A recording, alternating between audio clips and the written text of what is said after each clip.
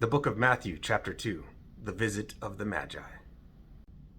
Now after Yeshua was born in Bethlehem of Judea in the days of Herod the king, Magi from the east arrived in Jerusalem, saying, "Where is he who has been born King of the Jews?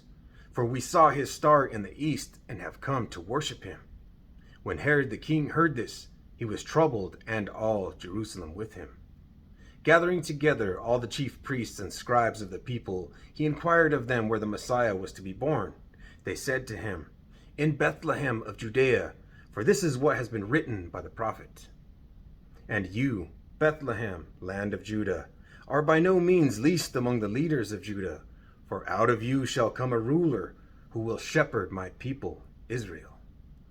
Then Herod secretly called the Magi and determined from them the exact time the star appeared, and he sent them to Bethlehem and said, "Go and search carefully for the child, for when you have found him, report to me, so that I too may come and worship him."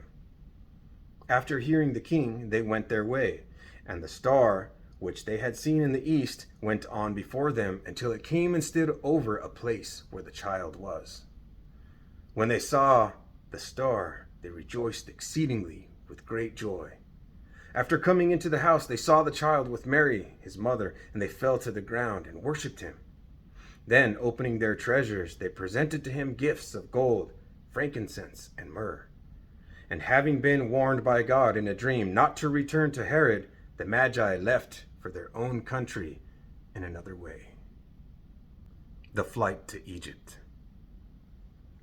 Now when they had gone, behold, an angel of the Almighty appeared to Joseph in a dream and said, "Get up, take the child and his mother, and flee into Egypt, and remain there until I tell you, for Herod is going to search for the child to destroy him."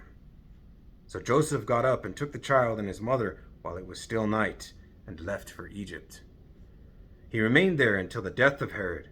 This was to fulfill what had been spoken by the Lord through the prophet, "Out of Egypt I called my son."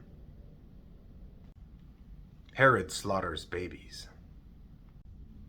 Then, when Herod saw that he had been tricked by the Magi, he became very enraged, and he sent and he slew all the male babies within Bethlehem and all its vicinity, from 2 years old and under, according to the time which he had determined from the Magi.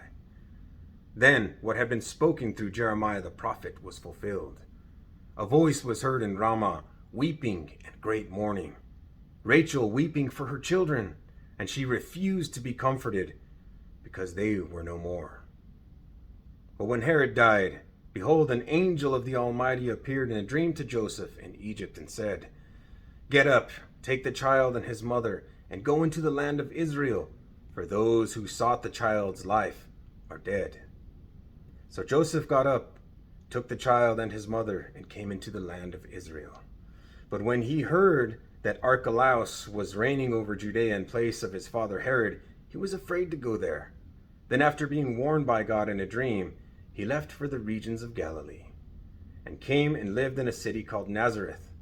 This was to fulfill what was spoken through the prophets, "He shall be called a Nazarene."